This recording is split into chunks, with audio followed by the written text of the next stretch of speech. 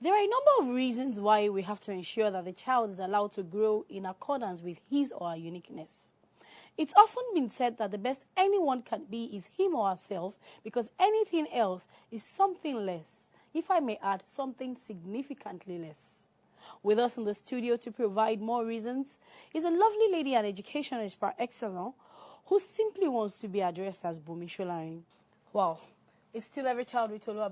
If you are just joining us, the topic today is celebrating every child's uniqueness, and our guest is Bunmi Solarin. So let's take it on from the note you just concluded. The note of if a child is demonstrating those uniquenesses, even if it looks bizarre, parents just need to be able to channel it effectively. Now, having discovered the uniqueness of a child, what should be done with it? How can we help parents understand the best things to do, the most effective things to do in unearthing that child's uniqueness and channeling it effectively? Yeah. I would just advise parents not to keep their children at home, because a child cannot be parented only by the parents alone. You need to expose the child to an effective child giver, an experienced one.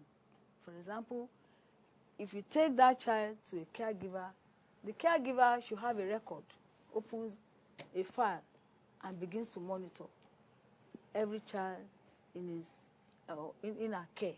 So with that, she will be able to observe the uniqueness in that child. The first practical tip is parents should learn to identify co-caregivers who would build on what they are doing in terms of unearthing the child's uniqueness.